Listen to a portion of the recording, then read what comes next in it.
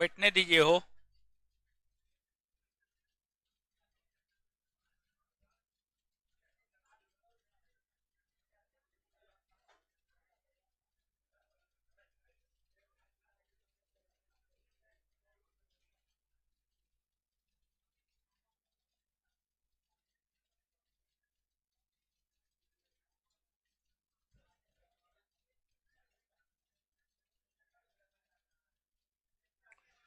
चलिए, है शांत होइए अब।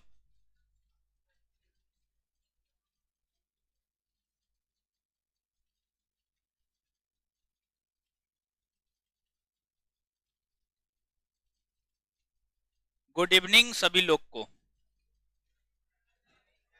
ऑनलाइन वाला को बोल रहे हैं, आप लोग को नहीं बोल रहे हैं। ऑनलाइन वाला सबको बोल रहे हैं। कैसे हैं? बढ़िया है?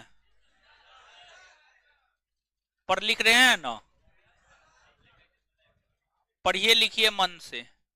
होमवर्क भी दिए थे कुछ?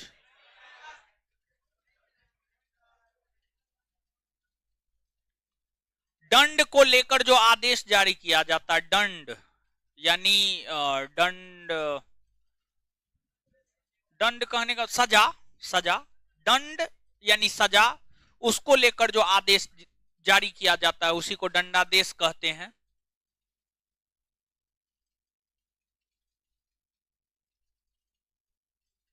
अरे याद करने का तरीका क्या है? याद करने का तरीका कुछ भी नहीं है, सीधा डेली बेसिस पे पढ़िए, साप्ताहिक रिवीजन कीजिए, मंथली रिवीजन कीजिए। जितना ज्यादा से ज्यादा रिवीजन कीजिएगा उतना बेटर बेटर होगा आपके लिए।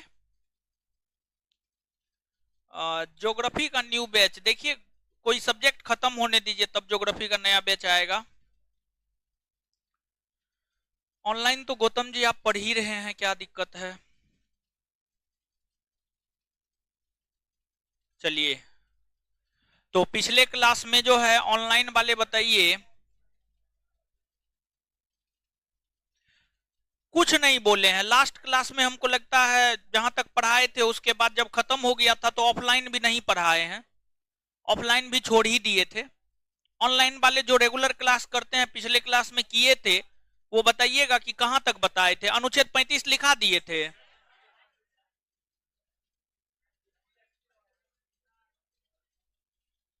अनुच्छेद 35 तक लिखा दिए थे ना?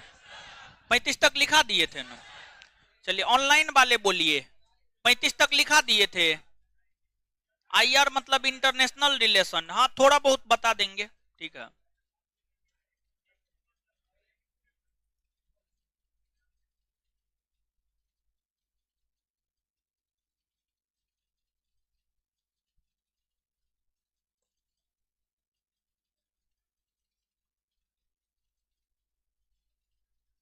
दिखाई भी देंगे। अरे बोलिए न, जो पूछे हैं, जो क्वेश्चन ऑनलाइन वाले से पूछ रहे हैं, अनुच्छेद 35 तक लिखा दिए हैं ना?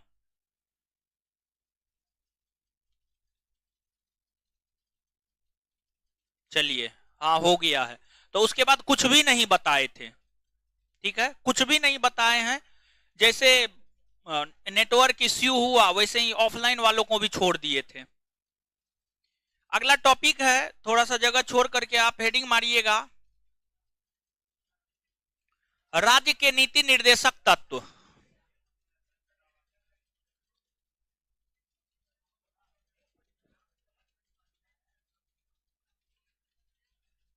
और चैप्टर 3 का क्वेश्चन लगा है, चैप्टर मौलिक अधिकार का। मौलिक अधिकार का, मौलिक अधिकार का, मौलिक अधिकार का लगा दीजिएगा ना बाद में। बाद में लगा दीजिएगा, क्वेश्चन मंगवा लीजिए, बाद में लगा दीजिए। होमवर्क दिए थे, मौलिक अधिकार का क्वेश्चन बना के लाना है, बनाए थे? नहीं बनाए थे? बनाना चाहिए न हो।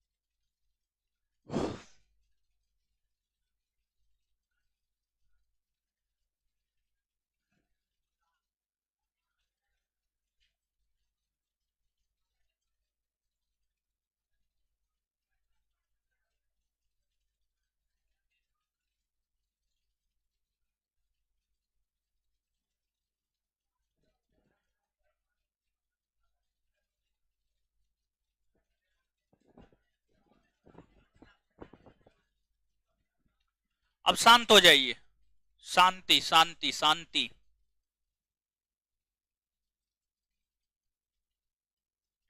राज्य के नीति निर्देशक तत्व।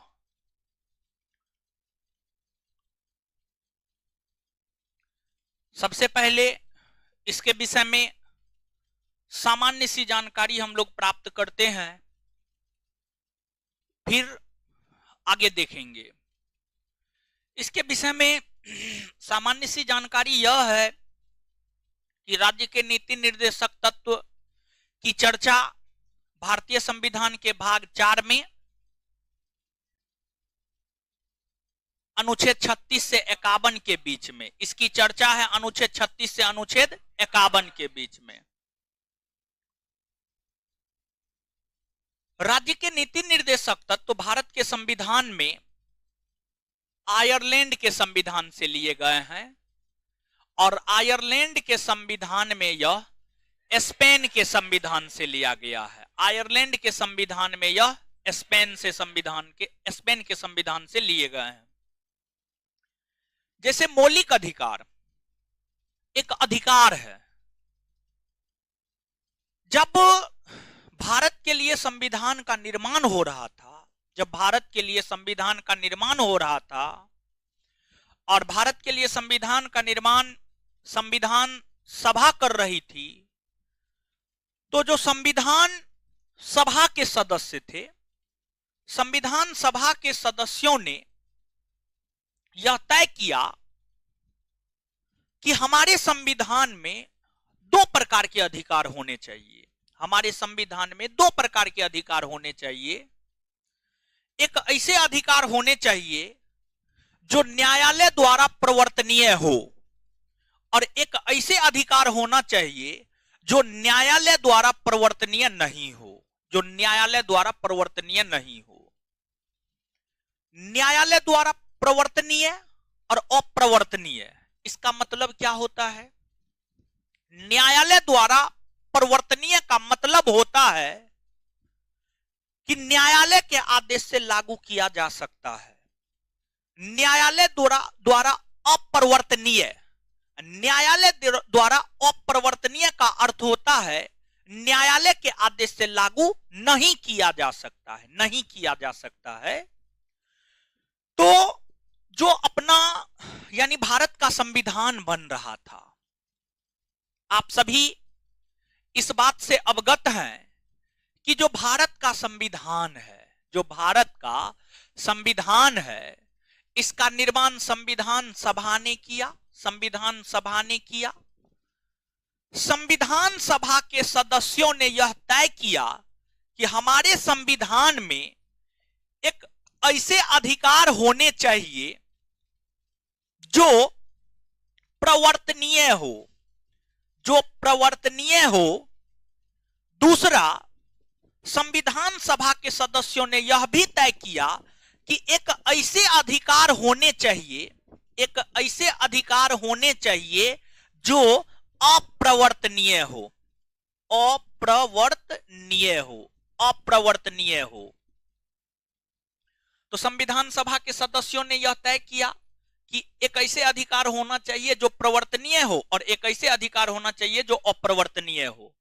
प्रवर्तनीय कहने का मतलब होता है न्यायालय के आदेश से लागू किया जाना, न्यायालय के आदेश से लागू किया जाना।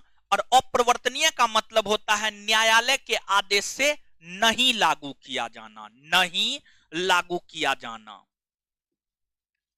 तो संविधान सभा के सदस्यों ने मौलिक अधिकार को जो शामिल किया, मौलिक अधिकार को जो शामिल किया वह प्रवर्तनीय है, अर्थात वह न्यायालय के आदेश से लागू हो सकता है। आप याद कीजिए, पिछले सेशन में ही हम आपको अनुच्छेद 32 बताए थे। अनुच्छेद 32 में हमने आपको यह बताया था कि भारत का संविधान जो भारत के नागरिकों को अधिकार देता है, भारत का संविधान जो भारत के लोगों को अधिकार देता है, अगर उस अधिकार का हनन होता है, उस अधिकार का निलंबन होता है, उस अधिकार की समाप्ति होती है, तो आप अनुच्छेद 32 के तहत सीधे तौर पर सुप्रीम कोर्ट जा सकते हैं, सीधे तौर पर सुप्रीम कोर्ट जा सकते हैं, यानी न्यायालय जा सकते हैं। न्यायालय जाएंगे तो न्यायालय इसको लागू करेगा। लेकिन आपको अपरिवर्तनीय राज्य के नीति निर्देशक तत्व है, डीपीएसपी है, directive principles of state policy है। अब देखिएगा, अभी तुरंत हमने आपको यह बात बताया है, राज्य के नीति निर्देशक तत्व की चर्चा अनुच्छेद 36 से अनुच्छेद 51 के बीच में है। इन अनुच्छेदों में ही एक अनुच्छेद है अनुच्छेद 37, एक अनुच्छेद है अनुच्छेद 37। अनुच्छेद 37 को अगर हम पढ़ते हैं तो अनुच्छेद 37 स्पष्ट तौर पर यह बात कहता है, अनुच्छेद 37 स्पष्ट तौर पर यह बात कहता है कि राज्य के नीति निर्देशक तत्व अप्रवर्तनीय है, अर्थात इसे न्यायालय के आदेश से लागू नहीं किया जा सकता है, न्यायालय के आदेश से लागू नहीं किया जा सकता है। पिछले दिनों एक्साइज दरोगा, एक्साइज बिहार दरोगा का परीक्षा 126 पोस्ट के लिए हुआ था, और आगे आने वाले दिनों में एक्साइज दरोगा की 500 से 600 पोस्ट के लिए वैकेंसी आने वाला है, बहुत जल्दी आएगा। तो एक्साइज दरोगा 126 पोस्ट के लिए जो परीक्षा हुआ था, उस परीक्षा में यह प्रश्न पूछा गया था, भारतीय संविधान का कौन अनुच्छेद कहता है राज्य के नीति निर्देशक तत्व वाद योग्य नहीं है, वाद योग्य नहीं है, तो यह बात कहता है अनुच्छेद 37, अर्थात इसका जो उत्तर होता आपको अनुच्छेद 37 होता। क्या होता आपको? अनुच्छेद 37। क्लियर है? तो यह प्रश्न आपसे आपके परीक्षा में पूछ दिया गया है और आगे भी पूछे जाने की संभावना है। क्लियर है? आप इस बात को याद रखिएगा। कहने का मतलब यह है, समझिएगा, 36 से 51 तक राज्य के नीति निर्देशक तत्व की चर्चा है। अनुच्छेद 36 से 51 तक राज्य के नीति निर्देशक तत्व की चर्चा है। अब 36 से 51 के बीच में ही एक अनुच्छेद है अनुच्छेद 44। 36 से 51 के बीच में ही एक अनुच्छेद है अनुच्छेद 44। तो आपसे पूछा जाएगा कि क्या अनुच्छेद 44 राज्य के नीति निर्देशक तत्व हैं या नहीं है, तो आप कहेंगे निश्चित तौर पर अनुच्छेद 44 एक प्रकार का राज्य का नीति निर्देशक तत्व है, एक प्रकार का राज्य का नीति निर्देशक तत्व है, क्योंकि 36 से 51 के बीच में राज्य के नीति निर्देशक तत्व की चर्चा, उसी बीच में 44 है, तो वह भी एक प्रकार का राज्य का नीति निर्देशक तत्व है। अब अनुच्छेद 44 में क्या है? तो अनुच्छेद 44 में जो है आपको समान नागरिक संहिता, समान नागरिक संहिता, यूनिफॉर्म सिविल कोड की चर्चा है, यूनिफॉर्म सिविल कोड की चर्चा है। अब कहिएगा यूनिफॉर्म सिविल कोड क्या होता है? यूनिफॉर्म सिविल कोड क्या होता है? अगर एक लाइन में यूनिफॉर्म सिविल कोड को परिभाषित करना चाहे तो इसको हम परिभाषित करेंगे, लेकिन उससे पहले आप एक चीज देखिए और समझिए। आप अपने सामाजिक स्तर पर, आप अपने ग्रामीण स्तर पर इन चीजों को आप समझिएगा। जो हमारा समाज है, हमारे समाज में हिंदू, मुस्लिम, सिख, ईसाई सभी समुदाय के लोग रहते हैं। हिंदू धर्म में विवाह की अलग पद्धति है, इस्लाम धर्म में विवाह की अलग पद्धति है, ईसाई धर्म में विवाह की अलग पद्धति है, सिख धर्म में विवाह की अलग पद्धति है। हिंदू धर्म में सिंदूरदान का महत्व होता है। अगर आप सिख धर्म की बात कीजिएगा तो गुरुद्वारा के चारों तरफ, गुरुद्वारा होता है, गुरुद्वारा के चारों तरफ 4 फेरा लगाना होता है। अगर आप 4 फेरा लगा लिए, मतलब यानी किसी लड़की के साथ, मान लीजिए किसी लड़की के साथ उसके वस्त्र से अपने वस्त्र को बांध करके अगर आप 4 फेरा लगा लिए, मतलब आपका विवाह संपन्न हो गया। समझ गए? तो हर धर्म में विवाह की एक अलग पद्धति होती है, हर धर्म में उत्तराधिकारी का अलग अलग नियम होता है। समझ गए? यानी पैतृक संपत्ति में जो है संतान का क्या हिस्सा होगा, हर धर्म का अपना अलग अलग नियम कानून और पद्धति है। तो सभी धर्मों की जो अलग अलग विवाह पद्धति है, उत्तराधिकारी का अलग अलग नियम है, हर चीज को समाप्त कर दिया जाए और हर चीज को समाप्त करके सभी धर्म समुदाय के लोगों के लिए एक समान कानून का निर्माण किया जाए। सभी नागरिकों के लिए, भारतवर्ष के भीतर रहने वाले हिंदू, मुस्लिम, सिख, ईसाई, बौद्ध, जैन, पारसी, सभी धर्म या समुदाय के लोगों के लिए एक प्रकार का नियम कानून लागू किया जाना, एक प्रकार का नियम कानून लागू किया जाना। अगर मान लिया जाए कि विवाह का मतलब सिंदूरदान है, सिंदूरदान से ही विवाह संपन्न होगा, मतलब सभी धर्म में सिंदूरदान ही होगा। अब ये नहीं कि सिख धर्म में गुरुद्वारा का 4 चक्कर लगाएगा, नहीं। यानी कहने का मतलब ये है कि वर्तमान समय में जो सभी धर्मों की अलग अलग विवाह पद्धति, उत्तराधिकारी के नियम है, उन सभी को समाप्त करके सभी धर्मों के नागरिकों के लिए एक समान कानून लाया जाना, इसी को समान नागरिक संहिता अर्थात यूनिफॉर्म सिविल कोड कहते हैं। केंद्र की मोदी सरकार का अगला लक्ष्य यही है, यूनिफॉर्म सिविल कोड ही पूरे देश के भीतर लागू किया जाना। यह केंद्र की मोदी सरकार का जो है आपको अगला लक्ष्य है। क्लियर है? तो अब अनुच्छेद 44 में यह है, और अनुच्छेद 44 राज्य के नीति निर्देशक तत्व है। तो क्या जो कोर्ट है भारत का, जो सुप्रीम कोर्ट है भारत का, क्या सुप्रीम कोर्ट इसको लागू कर सकता है? नहीं कर सकता। सुप्रीम कोर्ट इसको लागू कर सकता है? नहीं कर सकता। लेकिन अगर मान लिया जाए आपको बोलने का अधिकार है, और आपको बोलने का अधिकार भारतीय संविधान का अनुच्छेद 19 देता है, और अनुच्छेद 19 एक प्रकार का मौलिक अधिकार है। अगर आपसे आपके बोलने का अधिकार सरकार छीन लेता है, तो क्या कोर्ट आपके बोलने के अधिकार, कोर्ट आपको बोलने का अधिकार देगा या नहीं देगा? देगा, निश्चित तौर पर देगा। प्रवर्तनीय अप्रवर्तनीय का मतलब यही होता है। अब कुछ समझ में आया? समझ गए? तो ये चीज है, आप इन बातों को याद रखिएगा। अब देखिएगा, जैसे कि प्रस्तावना, प्रस्तावना को लेकर के अलग अलग विद्वानों ने अलग अलग प्रकार की बातें की है। एक दो क्वेश्चन पूछते हैं, बहुत सारे विद्वानों का मत प्रस्तावना को लेकर के हमने आपको लिखवाया था। एक दो क्वेश्चन पूछते हैं, जवाब दीजिएगा आप। प्रस्तावना को लेकर किसने यह कहा था कि प्रस्तावना हमारे दीर्घकालिक सपनों का विचार है? उनसे न पूछ रहे हैं, सम्मिलित रूप से पूछना होता तो पूछते ना। सर अल्लादी कृष्ण स्वामी अय्यर, जिनसे पूछेंगे वही जवाब दीजिएगा। खड़ा होइए, खड़ा होइए। प्रस्तावना को लेकर किसने यह कहा था? कोई नहीं जवाब दीजिएगा। प्रस्तावना को लेकर किसने यह कहा था कि यह हमारे संप्रभु लोकतांत्रिक गणराज्य का भविष्य फल है? बोलिए, इधर देख के बोलिए। मुंशी ने कहा था? क्या मुंशी कहा था? अच्छा, दूसरा क्वेश्चन का जवाब दीजिए। सही है, सही है। वो अपने मन से नहीं बोली, लड़की बोली है, नहीं बोली है। पूरा नाम याद नहीं था? बैठिए, चलिए ठीक है। जैसे प्रस्तावना को लेकर के अलग अलग विद्वान ने अलग अलग प्रकार की बात कही है, वैसे ही राज्य के नीति निर्देशक तत्व को लेकर भी अलग अलग विद्वान ने अलग अलग प्रकार की बात कही है। जैसे कि एक विद्वान है ग्रेनविल ऑस्टिन। ग्रेनविल ऑस्टिन ने राज्य के नीति निर्देशक तत्व को लेकर यह कहा है कि यह संविधान की मूल आत्मा है, यह संविधान की मूल आत्मा है। फिर आपको एक विद्वान है केटी शाह। केटी शाह ने राज्य के नीति निर्देशक तत्व को लेकर यह कहा है, केटी शाह ने राज्य के नीति निर्देशक तत्व को लेकर यह कहा है कि राज्य का नीति निर्देशक तत्व एक ऐसा चेक है जिसे बैंक अपने सुविधा अनुसार अदा करेगा, जिसे बैंक अपने सुविधा अनुसार अदा करेगा। देखिए इसका क्या मतलब होता है।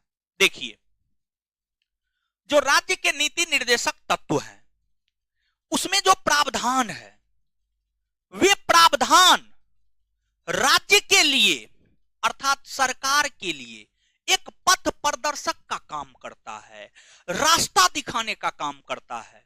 जैसे आप मेरे पास पढ़ने के लिए आते हैं तो हम आपको रास्ता दिखाने का काम करते हैं कि आपको ये करना है, ये करना है, ये करना है, ताकि आप अच्छे स्टूडेंट बन पाए। आपको बार बार हम कहते हैं पढ़ते रहिए, क्वेश्चन पूछते हैं, नहीं जवाब देते हैं, मारते हैं, पीटते हैं, कहते हैं पढ़ने के लिए, समझ गए, फिर भी नहीं करते हैं। जैसे हम आपके लिए एक पथ प्रदर्शक या मार्गदर्शक के तौर पर काम कर रहे हैं, उसी प्रकार से जो राज्य का नीति निर्देशक तत्व होता है, राज्य का नीति निर्देशक तत्व राज्य के लिए या सरकार के लिए, राज्य का नीति निर्देशक तत्व राज्य के लिए या सरकार के लिए एक पथ प्रदर्शक का काम करता है, एक रास्ता दिखाने का काम करता है। एक रास्ता दिखाने का काम जो है राज्य का नीति निर्देशक तत्व करता है। जैसे कि नीति निर्देशक तत्व में यह प्रावधान है कि अनुसूचित जाति, अनुसूचित जनजाति या किसी भी समुदाय के लोग अगर आर्थिक और शैक्षणिक रूप से पिछड़े हुए हो, उनको सहायता की जानी चाहिए। कोई बेरोजगार है, उनको रोजगार नहीं मिल रहा है, तो राज्य उनको रोजगार उपलब्ध करवाएगा। प्रसूति महिला है यानी गर्भवती महिला है, उनको अगर कोई सहायता चाहिए तो राज्य सहायता प्रदान करेगा, राज्य सहायता प्रदान करेगा। ये तमाम प्रकार के बातों की चर्चा अनुच्छेद 36 से 51 के बीच में है। और राज्य का नीति निर्देशक तत्व जब संविधान में शामिल किया जा रहा था तो यह बात स्पष्ट कर दिया गया था कि अगर राज्य शक्तिशाली है तो वह इसे लागू कर सकता है, अगर राज्य शक्तिशाली नहीं है तो वह उसे लागू नहीं करेगा, वह उसे लागू नहीं करेगा। और अगर कोई राज्य लागू किया और कोई राज्य लागू नहीं किया तो इसको लेकर आप न्यायालय नहीं जा सकते हैं। जैसे कि मान लिया जाए, एक एग्जाम्पल के तौर पर हम आपको समझाते हैं। अनुच्छेद 47, अनुच्छेद 47 में शराबबंदी कानून की चर्चा है। अनुच्छेद 47 में शराबबंदी कानून की चर्चा है। बिहार की राज्य सरकार ने अनुच्छेद 47 का प्रयोग करते हुए बिहार में शराबबंदी कानून लागू कर दिया है। उत्तर प्रदेश की सरकार ने शराबबंदी कानून लागू नहीं किया है, अर्थात बिहार में अनुच्छेद 47 लागू है, उत्तर प्रदेश में अनुच्छेद 47 लागू नहीं है। तो क्या उत्तर प्रदेश की आम जनता अनुच्छेद 47 को लागू करने के लिए न्यायालय जा सकती है? न्यायालय नहीं जा सकती है। अगर न्यायालय जाती भी है तो न्यायालय उसे लागू नहीं करेगा। अगर न्यायालय जाती भी है तो न्यायालय उसे लागू नहीं करेगा, क्योंकि वह एक प्रकार का राज्य का नीति निर्देशक तत्व है। लेकिन अगर यही मौलिक अधिकार होता तो उसे लागू कर दिया जाता। तो जिस राज्य के नीति निर्देशक तत्व के विषय में आप समझिएगा, जो केटी शाह ने कहा है, यह एक ऐसा चेक है जिसे बैंक अपने सुविधा अनुसार अदा करेगा। अर्थात राज्य के नीति निर्देशक तत्व में जो प्रावधान है, उस प्रावधान को जो राज्य चाहता है लागू करना वो लागू कर सकता है, और जो राज्य नहीं चाहता है लागू करना वह उसे लागू नहीं करेगा। जैसे हम अनुच्छेद 44 की ही बात करें, गोवा ने अपने यहां लागू कर रखा है। गोवा के अलावा भारत के भीतर किसी भी राज्य में यह लागू नहीं है। तो अब बिहार के लोग इस आधार पर न्यायालय नहीं जा सकते हैं कि गोवा में लागू है तो बिहारों में लागू हो। अगर बिहार गवर्नमेंट को लगेगा कि नहीं लागू किया जाना चाहिए, और बिहार गवर्नमेंट को लगेगा कि हम सामर्थ्यवान हैं, हम लागू कर सकते हैं, तो बिहार गवर्नमेंट तब लागू कर सकता है, अदरवाइज लागू नहीं कर सकता है। मतलब जो राज्य का नीति निर्देशक तत्व है वह ऐसा प्रावधान है जिसे राज्य अपने सुविधा अनुसार लागू करता है। जिस राज्य को मन होता है लागू करने का करता है, जिस राज्य को मन नहीं होता वो लागू नहीं करता है। इसको आधार बनाते हुए ही केटी शाह ने यह बात कहा है कि राज्य के नीति निर्देशक तत्व एक ऐसा चेक है जिसे बैंक अपने सुविधा अनुसार अदा करेगा। अब देखिएगा, ये प्रश्न केटी शाह का स्टेटमेंट, कई सारा परीक्षा है जो केटी शाह के स्टेटमेंट को सीधे तौर पर आपसे आपके परीक्षा में पूछा है। केटी शाह के स्टेटमेंट को आप निश्चित तौर पे याद रखने का प्रयास कीजिएगा। इसके बाद आपको एक है एल.एम. सिंघवी, लक्ष्मीमल सिंघवी। एल.एम. सिंघवी ने राज्य के नीति निर्देशक तत्व को लेकर यह कहा है कि यह एक ऐसी व्यवस्था है जो भारतीय संविधान को जीवन देती है, भारतीय संविधान को जीवन देने वाली व्यवस्था है। फिर संविधान सभा के एक सदस्य थे एम.सी. छागला।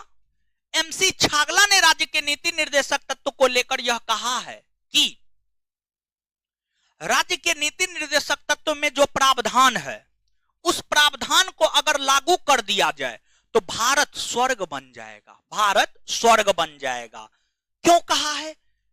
राज्य के नीति निर्देशक तत्व में यह बात है, बेरोजगार को रोजगार दीजिए, धन का समान वितरण किया जाए।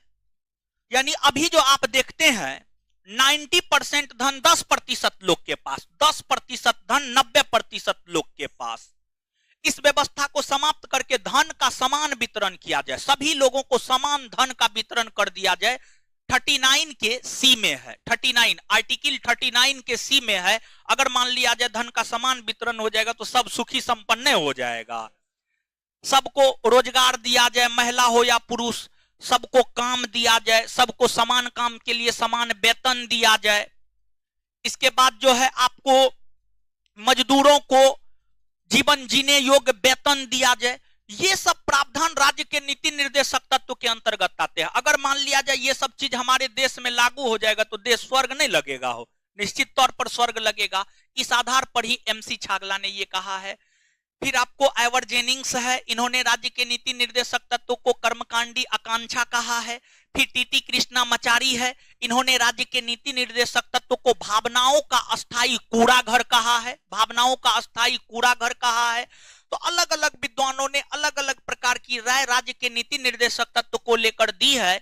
इसमें जो है आपको एवर जेनिंग्स के स्टेटमेंट हो गए, फिर जो है आपको ग्रेनविल ऑस्टिन के स्टेटमेंट हो गए और केटी शाह के स्टेटमेंट हो गए। ये 3 स्टेटमेंट आपको निश्चित तौर पे याद रखना है। जब हम आपको प्रस्तावना बताए थे तो बताने के लिए 5-6 मेरे ख्याल से हमने आपको बताया था, समझिए 5-6 हमने आपको बताया था, लेकिन याद रखने के लिए हम आपको सिर्फ 2 बोले थे, जो कि 2 अभी हम आपको पूछे हैं। एक अल्लादी कृष्ण स्वामी अय्यर, दूसरा के.एम. मुंशी का स्टेटमेंट, समझ गए। वैसे ही जो ये आपको एवर जेनिंग्स हो गए, फिर केटी शाह हो गए और ग्रेनविल ऑस्टिन हो गए, इन लोगों ने राज्य के नीति निर्देशक तत्व को लेकर जो कहा है उस बात को ही हमें याद रखना है। यहां तक बात कुछ समझ में आया? लिखिएगा।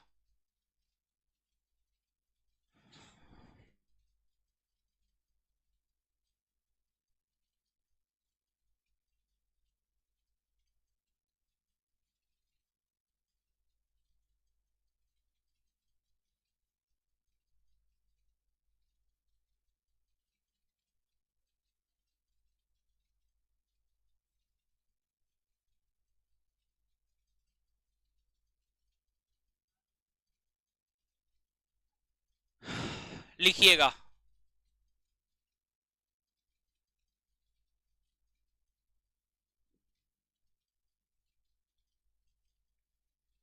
नीचे से इसकी चर्चा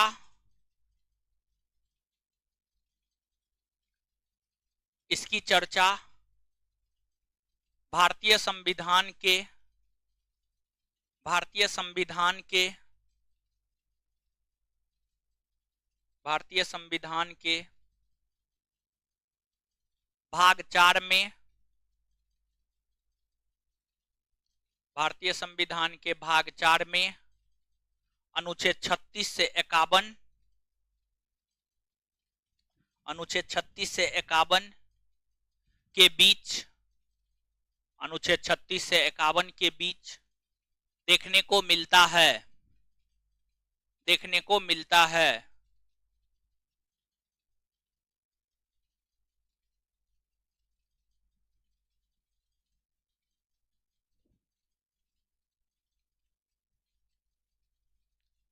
हाँ मनीष सिंह जी, मौलिक अधिकार समाप्त हो गया। अब क्या बताएं मौलिक अधिकार में? बोलिए, सब चीज तो बताइए दिए हैं, छूटा क्या है?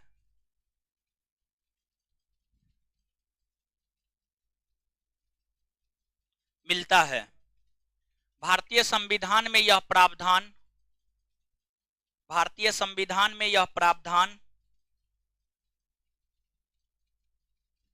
भारतीय संविधान में यह प्रावधान, भारतीय संविधान में यह प्रावधान आयरलैंड के संविधान से लिया गया है, आयरलैंड के संविधान से लिया गया है तथा आयरलैंड के संविधान में यह प्रावधान तथा आयरलैंड के संविधान में यह प्रावधान तथा आयरलैंड के संविधान में यह प्रावधान स्पेन से लिया गया है।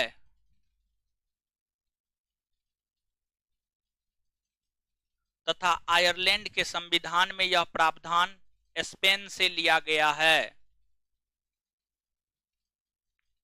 तथा आयरलैंड के संविधान में यह प्रावधान स्पेन से लिया गया है।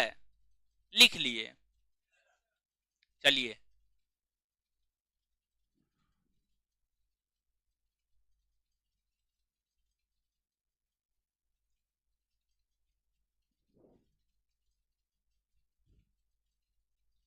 लिखिएगा।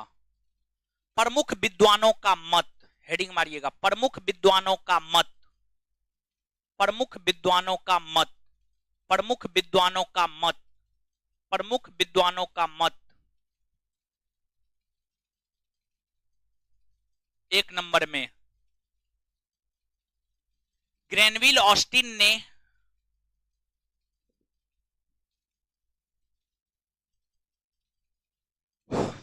ग्रेनविल ऑस्टिन ने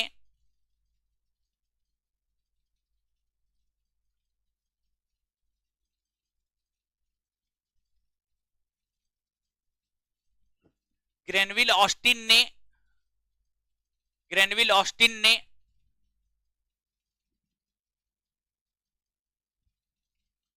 राज्य के नीति निर्देशक तत्व को ग्रेनविल ऑस्टिन ने राज्य के नीति निर्देशक तत्व को ग्रेनविल ऑस्टिन ने राज्य के नीति निर्देशक तत्व को संविधान की मूल आत्मा संविधान की मूल आत्मा संविधान की मूल आत्मा कहा है।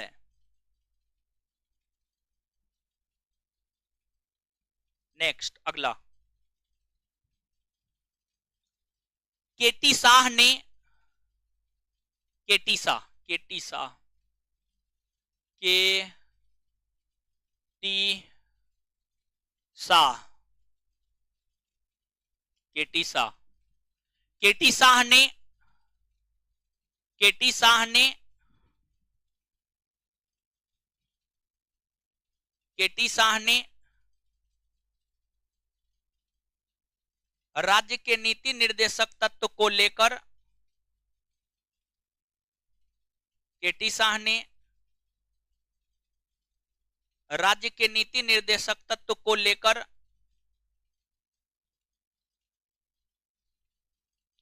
केटी शाह ने राज्य के नीति निर्देशक तत्व को लेकर यह कहा है कि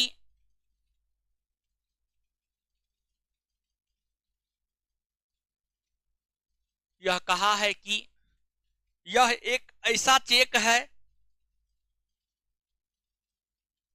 यह एक ऐसा चेक है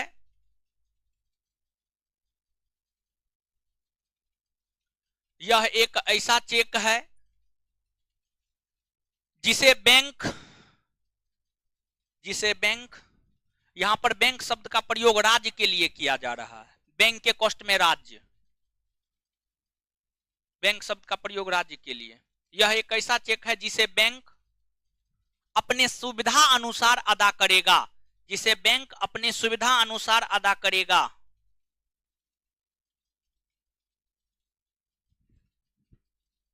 जिसे बैंक अपने सुविधा अनुसार अदा करेगा।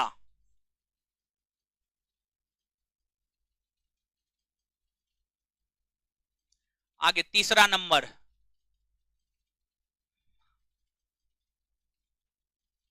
आइवर जेनिंग्स ने आइवर जेनिंग्स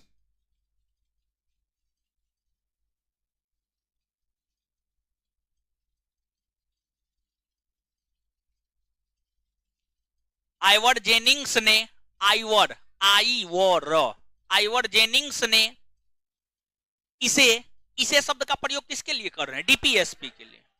आइवर जेनिंग्स ने इसे कर्मकांडी आकांक्षा कर्मकांडी आकांक्षा कर्मकांडी आकांक्षा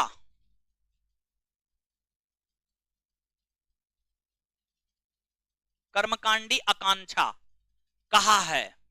एडवर्ड जेनिंग्स ने इसे कर्मकांडी आकांक्षा कहा है।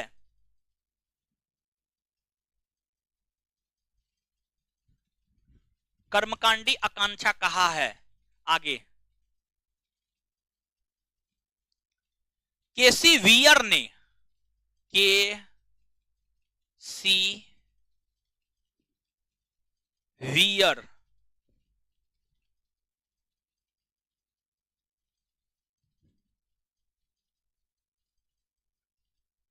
केसी वियर ने इसे लक्ष्य एवं आकांक्षाओं का घोषणा पत्र कहा है। लक्ष्य एवं आकांक्षाओं का घोषणा पत्र, लक्ष्य एवं आकांक्षाओं का घोषणा पत्र, लक्ष्य एवं आकांक्षाओं का घोषणा पत्र, लक्ष्य एवं आकांक्षाओं का घोषणा पत्र, लक्ष्य एवं आकांक्षाओं का घोषणा पत्र कहा है। आगे टीटी कृष्णामाचारी ने, टी कृष्णामाचारी,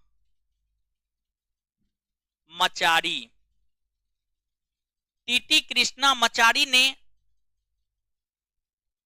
इसे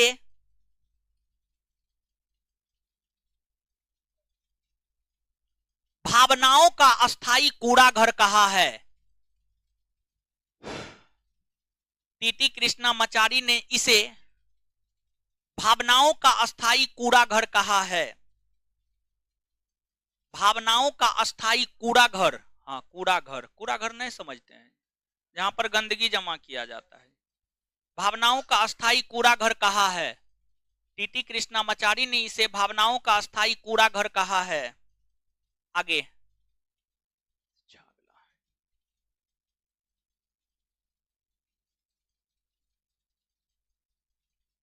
एल.एम. सिंघवी ने, एल.एम. सिंघवी,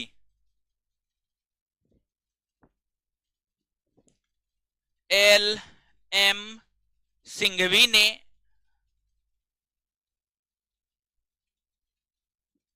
एल.एम. सिंघवी ने इसे, एल.एम. सिंघवी ने इसे, एल.एम. सिंघवी ने इसे संविधान को जीवन देने वाली व्यवस्था कहा है।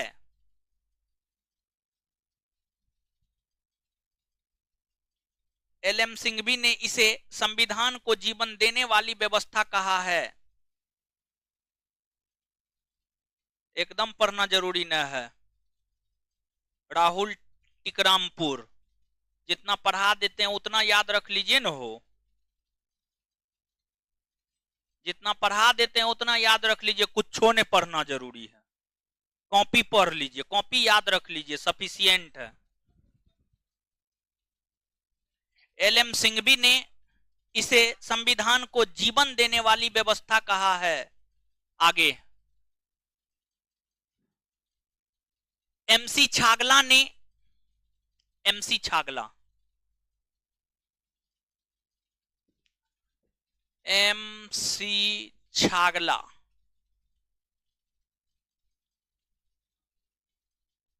एम.सी. छागला ने, एम.सी. छागला ने कहा है कि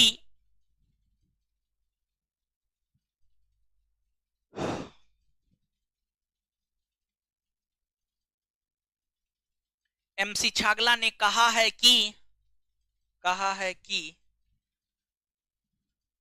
अगर इसे लागू कर दिया जाए, इसे शब्द का प्रयोग राज्य के नीति निर्देशक तत्व के लिए, अगर इसे लागू कर दिया जाए, अगर इसे लागू कर दिया जाए, अगर इसे लागू कर दिया जाए तो भारत, अगर इसे लागू कर दिया जाए तो भारत स्वर्ग बन जाएगा। क्या गो विद्वान का हुआ हो? 7 गो। हाँ हो गया। अब कितना लिखिएगा? हमको लगता है एम लक्ष्मीकांत में यही 7 गो है, यही 7 गो विद्वान का है।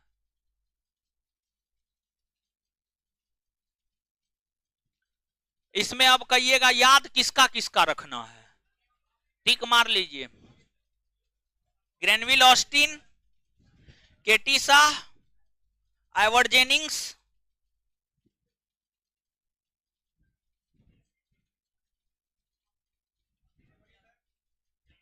केसी वियर, केसी वियर, ये 4 गो शुरुआती 4 गो याद रख लीजिएगा, बाद बाकी 3 गो नहीं भी याद रखिएगा कोई दिक्कत नहीं है।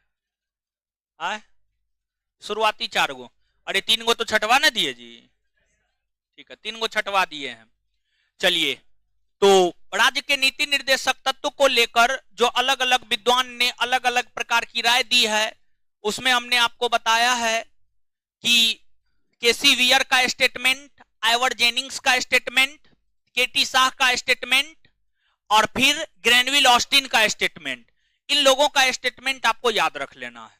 अब देखिएगा, राज्य के नीति निर्देशक तत्व के विषय में पूछा जाता है कि राज्य के नीति निर्देशक तत्व को जो भारत के संविधान में शामिल किया गया है, इसका उद्देश्य क्या है? तो इसका सीधा सा उद्देश्य है कल्याणकारी राज्य की स्थापना करना। इसका सीधा सा उद्देश्य है कल्याणकारी राज्य की स्थापना करना। फिर आपसे यह पूछा जाता है कि इसकी प्रकृति क्या है, सकारात्मक है या नकारात्मक है? तो जो इसकी प्रकृति है वह आपको सकारात्मक है। वही एक चीज आपसे और पूछा जाता है कि जो राज्य के नीति निर्देशक तत्व है, यह राज्य की शक्ति को सीमित करता है या राज्य की शक्ति को बढ़ाता है? तो जो राज्य के नीति निर्देशक तत्व है, यह राज्य की शक्ति को बढ़ाता है। समझिए, यह राज्य की शक्ति को बढ़ाता है। एक प्रश्न और आपसे पूछा जाता है कि जो राज्य के नीति निर्देशक तत्व है वे समाजनिष्ठ है या व्यक्तिनिष्ठ है? तो जो राज्य के नीति निर्देशक तत्व है वे समाजनिष्ठ है, क्योंकि अगर राज्य का नीति निर्देशक तत्व लागू होता है, जैसे समान नागरिक सिविल संहिता ही लागू होता है, तो पूरे राज्य के लिए लागू होता है, पूरे राज्य के लिए लागू होता है, मतलब समाजनिष्ठ है। समझ गए, समाजनिष्ठ है। फिर जो है, जो राज्य का नीति निर्देशक तत्व है, जैसे मौलिक अधिकार को आप याद कीजिए, मौलिक अधिकार के विषय में आपसे पूछा जाता है मौलिक अधिकार किस प्रकार के लोकतंत्र को स्थापित करता है? तो जो मौलिक अधिकार है, मौलिक अधिकार राजनीतिक लोकतंत्र को स्थापित करता है। लेकिन वहीं अगर हम राज्य के नीति निर्देशक तत्व को देखें तो जो राज्य के नीति निर्देशक तत्व है वह सामाजिक और आर्थिक लोकतंत्र को स्थापित करता है। सामाजिक और आर्थिक लोकतंत्र को स्थापित करता है, यानी राज्य के नीति निर्देशक तत्व समाज में सभी लोगों को एक समान अधिकार देने का प्रयास करता है और आर्थिक आधार पर भी एक समान अधिकार देने का प्रयास करता है, क्योंकि राज्य के नीति निर्देशक तत्व के अंतर्गत जो आर्टिकल 39 का सी है वह धन के समान वितरण की बात करता है। तो कहीं ना कहीं आर्थिक लोकतंत्र स्थापित करने की बात कर रहा है। समझ गए? तो आप इस बात को याद रखिएगा, मौलिक अधिकार जहां एक तरफ राजनीतिक लोकतंत्र को स्थापित करता है, वहीं दूसरी तरफ जो राज्य के नीति निर्देशक तत्व है वह सामाजिक और आर्थिक लोकतंत्र को स्थापित करता है। तो ये सब जो हमने आपको बताया है, ये सब राज्य के नीति निर्देशक तत्व से संबंधित विशिष्ट तथ्य है, विशेष तथ्य है, जो कि सीधे तौर पर आपसे आपके परीक्षा में पूछा जाता है। तो नीचे से अब आप हेडिंग मारिएगा, विशेष तथ्य, विशेष तथ्य, विशेष तथ्य, और एक एक लाइन में लिखा रहे हैं। ये सब बात याद रखिएगा, समझ गए? और हर चीज आपसे आपके परीक्षा में पूछा जाता है। एक नंबर में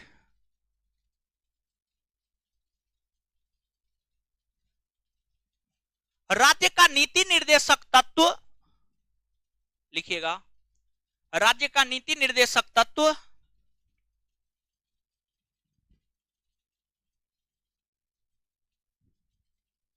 राज्य का नीति निर्देशक तत्व राज्य अथवा सरकार के लिए, राज्य अथवा सरकार के लिए, राज्य अथवा सरकार के लिए, राज्य अथवा सरकार के लिए, सरकार के लिए एक पथ प्रदर्शक, एक पथ प्रदर्शक, एक पथ प्रदर्शक, एक पथ प्रदर्शक के रूप में काम करता है, एक पथ प्रदर्शक के रूप में काम करता है, एक पथ प्रदर्शक के रूप में काम करता है। 2 नंबर में, 2 नंबर में इसका उद्देश्य, यहां पर इसका का मतलब क्या समझिएगा, राज्य का नीति निर्देशक तत्व, समझ गए। अभी देखिए जहां भी इसका शब्द का प्रयोग कर रहे हैं या इस शब्द का प्रयोग कर रहे हैं, उसका मतलब आपको राज्य का नीति निर्देशक तत्व समझना है। नीचे से लिखिएगा, इसका उद्देश्य, इसका उद्देश्य कल्याणकारी राज्य की स्थापना करना है। इसका उद्देश्य कल्याणकारी राज्य की स्थापना करना है। इसका उद्देश्य कल्याणकारी राज्य की स्थापना करना है। इसका उद्देश्य कल्याणकारी राज्य की स्थापना करना है। नेक्स्ट,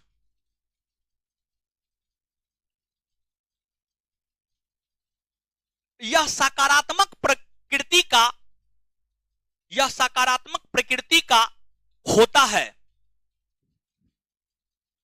यह सकारात्मक प्रकृति का होता है। आगे, यह समाजनिष्ठ होता है। अगला पॉइंट, यह समाजनिष्ठ होता है। यह समाजनिष्ठ होता है। यह जब लागू होता है तो पूरे समाज के लिए लागू होता है, ठीक है।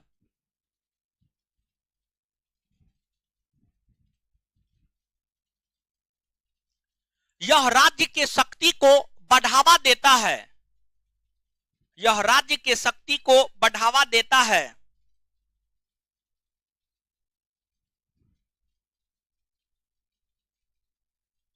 यह राज्य के शक्ति को बढ़ावा देता है। आगे, आगे लिखिएगा, यह न्यायालय द्वारा अपरिवर्तनीय होता है। यह न्यायालय द्वारा अपरिवर्तनीय होता है। यह न्यायालय द्वारा अपरिवर्तनीय होता है।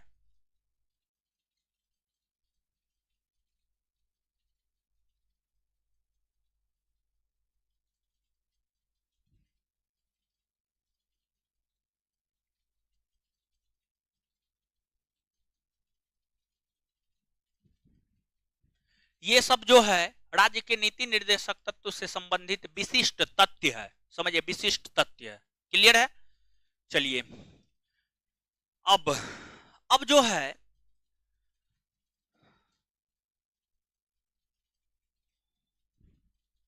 राज्य के नीति निर्देशक तत्व को अगर हम देखें तो अब अनुच्छेद के संदर्भ में देखते हैं। अनुच्छेद 36 से लेकर के अनुच्छेद 51 क्या कहता है। अनुच्छेद 36 से लेकर अनुच्छेद 51 क्या कहता है, देखिए, ध्यान दीजिएगा।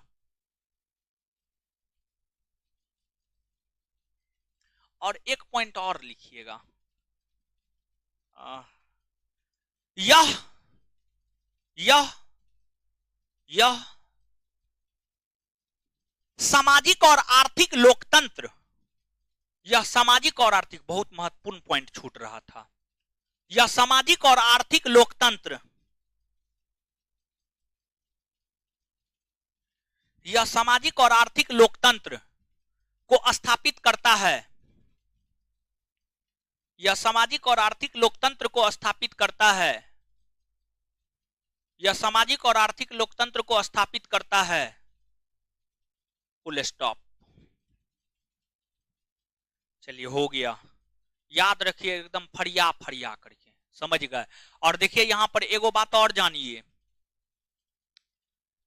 मौलिक अधिकार राज्य के शक्ति को सीमित करता है। मौलिक अधिकार व्यक्तिनिष्ठ होता है। मौलिक अधिकार व्यक्तिनिष्ठ होता है।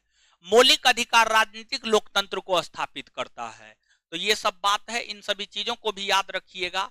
जब मौलिक अधिकार बता रहे थे तो मेरे ख्याल से हम आपको बताए हैं, ठीक है, बताए हुए हैं। क्या बात करते हैं, नहीं लिखवाए, ये कैसे हो गया है? बट आप लोग तो सब चीज कहते हैं नहीं है लिखवाए, तो लिखवाए क्या है?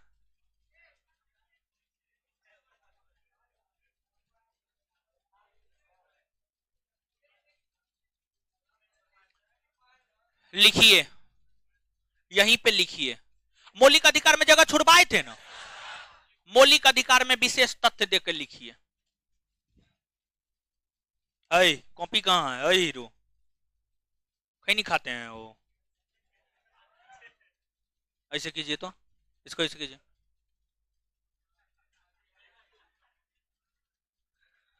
चलिए, ऐसे खैनी खाना अच्छी बात है, खाइए सब लोग। कंसंट्रेशन बनता है, जब कैंसर होगा ना तब सब कंसंट्रेशन घुसर जाएगा, कंसंट्रेशन बनता है। मौलिक अधिकार में जगह छुड़वाए थे, विशेष तथ्य देके लिखिए।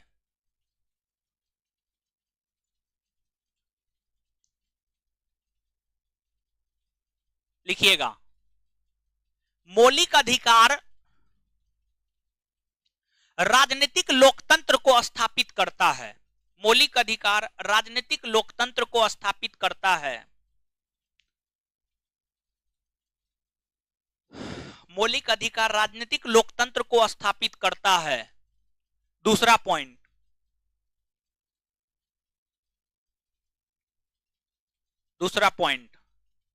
यह व्यक्तिनिष्ठ होता है, यानी मौलिक अधिकार किसी व्यक्ति को लेकर के होता है। यह व्यक्तिनिष्ठ होता है, यह व्यक्तिनिष्ठ होता है, यह व्यक्तिनिष्ठ होता है, यह व्यक्तिनिष्ठ होता है। यह प्रवर्तनीय होता है। अगला पॉइंट मार मार के लिखते जाइए। यह प्रवर्तनीय होता है।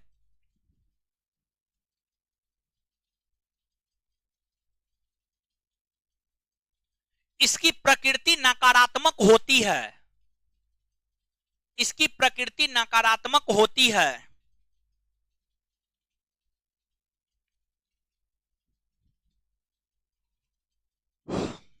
इसकी प्रकृति नकारात्मक होती है। यह राज्य के शक्ति को सीमित करता है। यह राज्य के शक्ति को सीमित करता है। यह राज्य के शक्ति को सीमित करता है।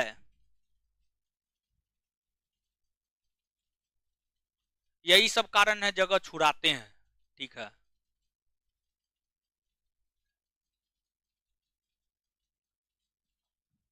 मार फट्टा से हम ठीक कर देंगे। ठीक है, अभी तुरंत न बताए हैं तो कितना एग्जाम्पल दे करके बताएं। महा बकलोल हैं आप हो, कहां रहते हैं, ध्यान कहां रहता है बताइए। मौलिक अधिकार का हर चीज का एग्जाम्पल दे दे करके बताए हैं, समझ गए। अजीब हाल है। लेकिन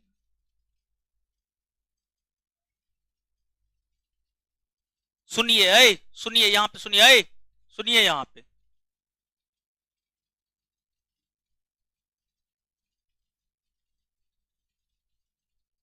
प्रवर्तनीय का मतलब होता है वैसे प्रावधान जो न्यायालय के आदेश से लागू किए जा सकते हैं। वैसे प्रावधान जो न्यायालय के आदेश से लागू किए जा सकते हैं।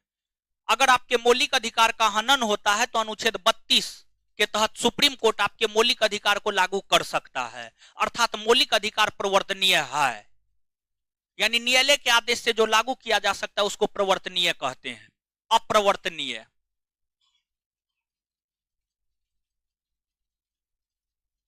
वैसे प्रावधान जो न्यायालय के आदेश से लागू नहीं किए जा सकते हैं, जैसे राज्य के नीति निर्देशक तत्व न्यायालय के आदेश से लागू नहीं किए जा सकते हैं।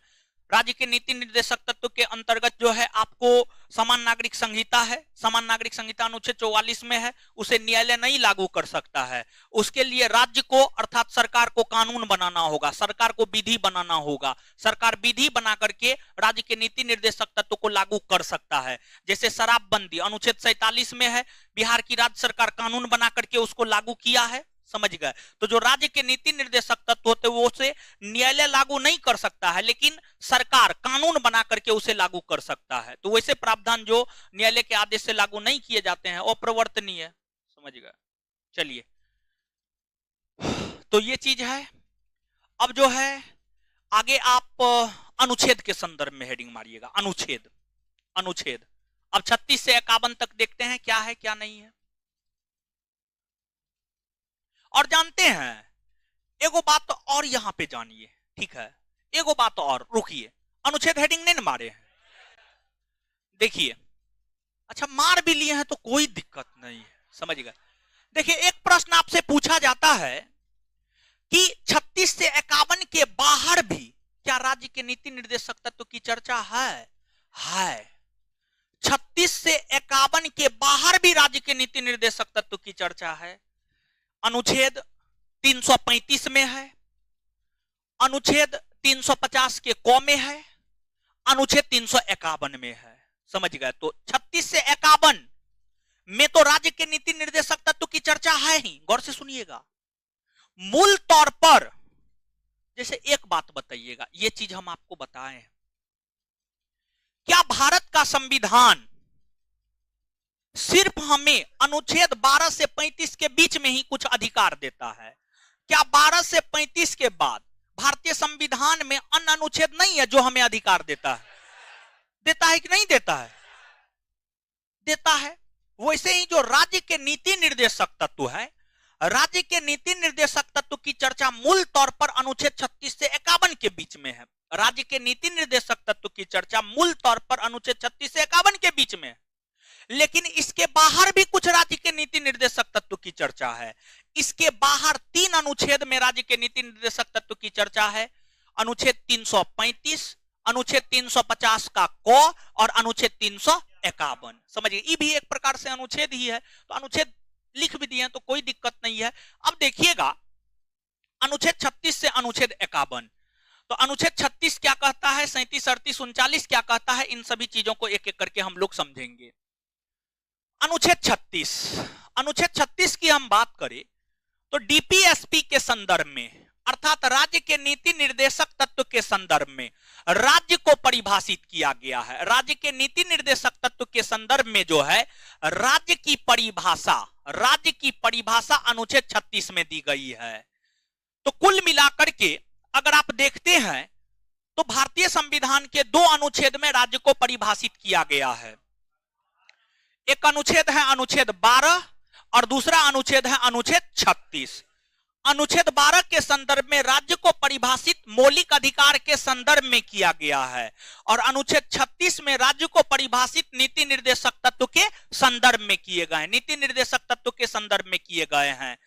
जो बात अनुच्छेद 12 में है वही बात अनुच्छेद 36 में भी है, लेकिन अंतर सिर्फ इतना है कि अनुच्छेद 12 में राज्य को परिभाषित मौलिक अधिकार के संदर्भ में और अनुच्छेद 36 में राज्य को परिभाषित राज्य के नीति निर्देशक तत्व के संदर्भ में।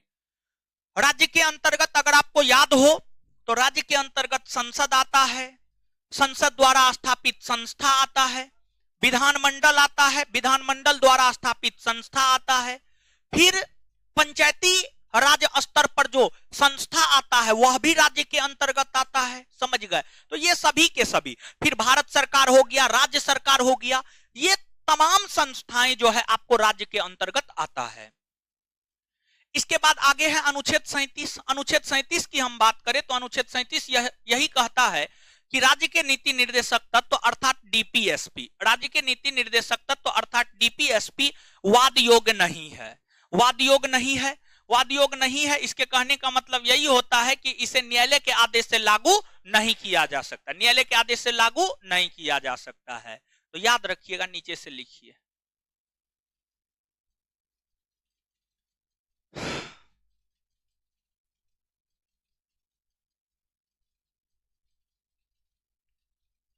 अनुच्छेद लिखिएगा, अनुच्छेद 36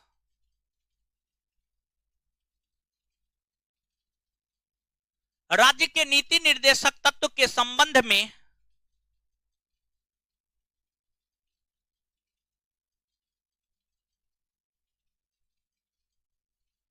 राज्य के नीति निर्देशक तत्व के संबंध में राज्य के नीति निर्देशक तत्व के संबंध में राज्य को परिभाषित किया गया है। राज्य के नीति निर्देशक तत्व के संबंध में राज्य को परिभाषित किया गया है, राज्य को परिभाषित किया गया है।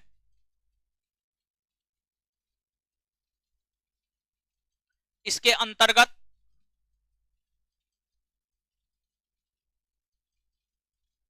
संसद, इसके अंतर्गत संसद कोमा विधानमंडल, संसद कोमा विधानमंडल कोमा संसद कोमा विधानमंडल कोमा भारत सरकार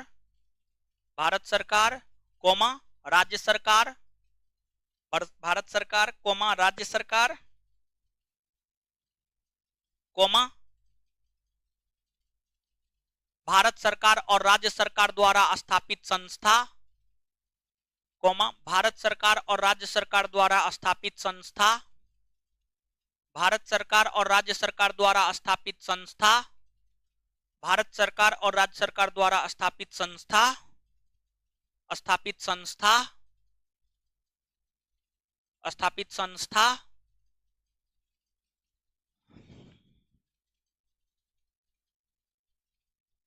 कोमा पंचायती राज तथा उससे संबंधित संस्था पंचायती राज और नगर निगम पंचायती राज और नगर निगम पंचायती राज और नगर निगम पंचायती राज और नगर निगम तथा उससे संबंधित संस्था पंचायती राज और नगर निगम तथा उससे संबंधित संस्था पंचायती राज और नगर निगम तथा उससे संबंधित संस्था तथा उससे संबंधित संस्था।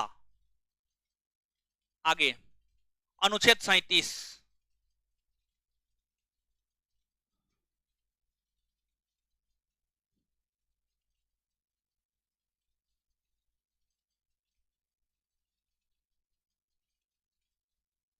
वीडियो रुका है जी? नहीं न रुका है तो इसको मैसेज कीजिए ना, वीडियो नहीं रुका है, आपका नेटवर्क प्रॉब्लम है, मैसेज काहे न करते हैं। वीडियो नहीं रुका है, वीडियो चल रहा है, हम भी देख रहे हैं, एकदम चल रहा है। मेरे में कैसे चल रहा है बताइए? आपका नेटवर्क प्रॉब्लम है, नेटवर्क इश्यू है, नेटवर्क सही कीजिए, वाईफाई लगाइए। अरे सही बता रहे हैं, ठीक है। लड़का सब क्या करता है, यूट्यूब पे फालतू फालतू चीज देख करके जो है नेटवर्क खत्म कर देता है। अब बाद में आता है क्लास करने के लिए तो डाटा खत्म हो जाता है, तो स्वाभाविक सी बात है उसके मोबाइल में नेटवर्क जो है रुक जाएगा, वीडियो रुक जाएगा, तो वो कहेगा कि मेरा ही गड़बड़ है। बताइए यहाँ पे चल रहा है, हम भी देख रहे हैं, हम देख रहे हैं ना, आप लोग देख रहे हैं ना, हम भी तो देख रहे हैं, बार बार तो हम आइए रहे हैं, देख रहे हैं। मेरे भी मोबाइल में चल रहा है, बताइए मेरे मोबाइल में तो नहीं रुका है।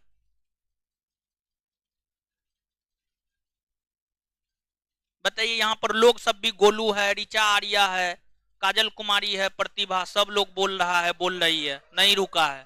देखिए देखिए देखिए,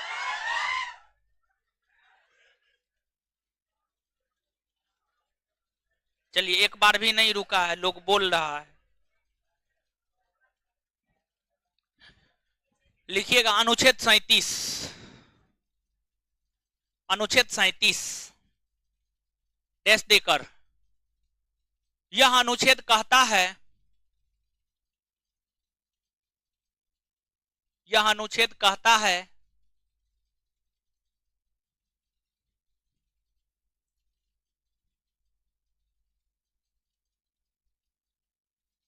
राज्य के नीति निर्देशक तत्व, यह अनुच्छेद कहता है राज्य के नीति निर्देशक तत्व, राज्य के नीति निर्देशक तत्व न्यायालय में वाद योग्य नहीं है, न्यायालय में वाद योग्य नहीं है।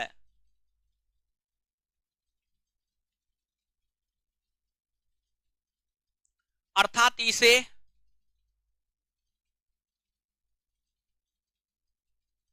न्यायालय के आदेश से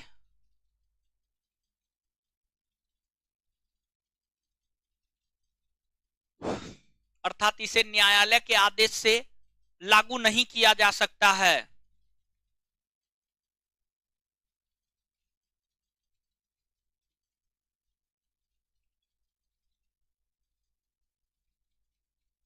अर्थात इसे न्यायालय के आदेश से लागू नहीं किया जा सकता है। चलिए जितना लिखा है 1 मिनट में पढ़िए, याद करवाएंगे फिर आगे बढ़ेंगे, बहुत कुछ लिखा दिए, पढ़िए 1 मिनट में।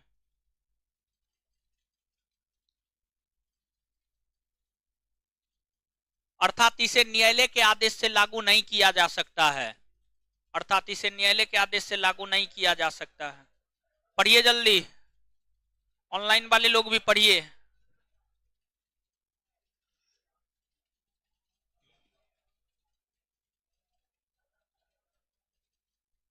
ओम स्वामी विवेकानंद जी आकर के मिलिएगा तब ना हो, ऐसे कमेंट कीजिएगा तो कैसे होगा।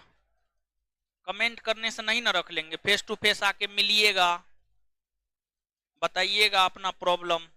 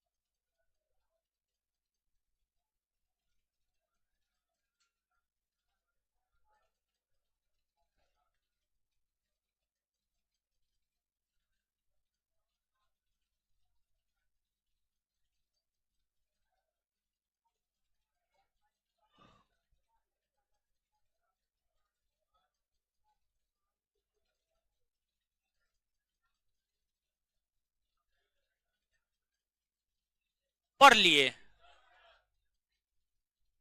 नहीं पढ़े हैं तो पढ़िए।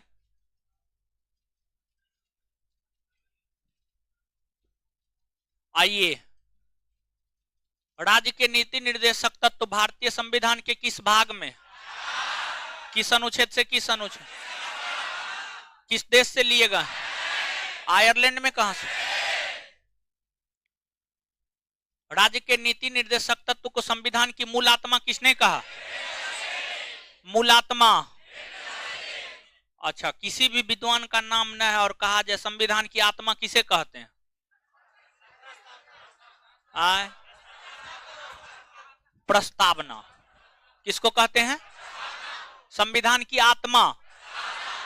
डॉक्टर बी आर अंबेडकर के अनुसार संविधान की आत्मा अनुच्छेद, ग्रेनविल ऑस्टिन के अनुसार राज्य के नीति निर्देशक।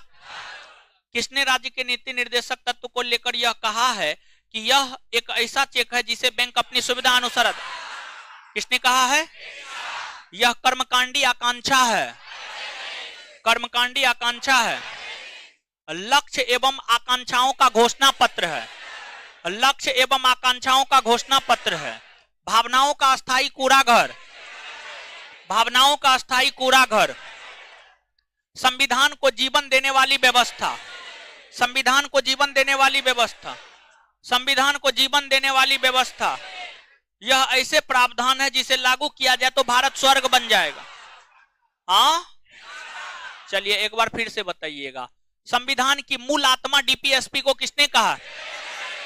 एक ऐसा चेक है जिसे बैंक अपनी सुविधा अनुसार, कर्मकांडी आकांक्षा, कर्मकांडी आकांक्षा, लक्ष्य एवं आकांक्षाओं का घोषणा पत्र, लक्ष्य एवं आकांक्षाओं का घोषणा पत्र।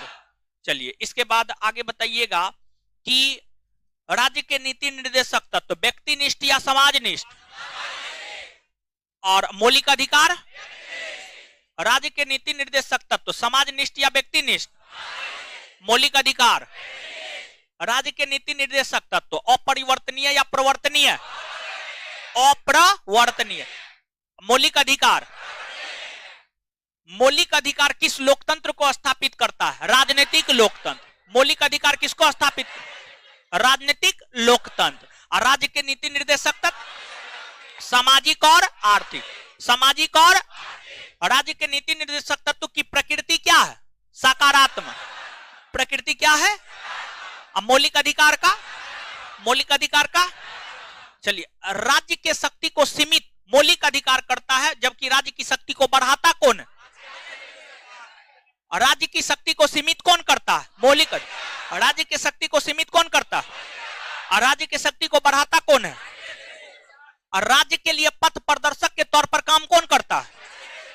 राज्य के नीति निर्देशक तत्व। राज्य के नीति निर्देशक तत्व, समझ गए। इसके बाद आगे बताइएगा, डीपीएसपी के संदर्भ में राज्य को परिभाषित कौन अनुच्छेद करता है? डीपीएसपी के संदर्भ में राज्य को परिभाषित अनुच्छेद 36। मौलिक अधिकार के संदर्भ में राज्य को परिभाषित, मौलिक अधिकार के संदर्भ में अनुच्छेद 12। कौन अनुच्छेद कहता है राज्य के नीति निर्देशक तत्व न्यायालय में वाद योग्य नहीं होगा? कौन अनुच्छेद कहता है? अनुच्छेद 37। यहां तक बात क्लियर है? अब सुनिए, जाना नहीं है अभी, आज इतना ही।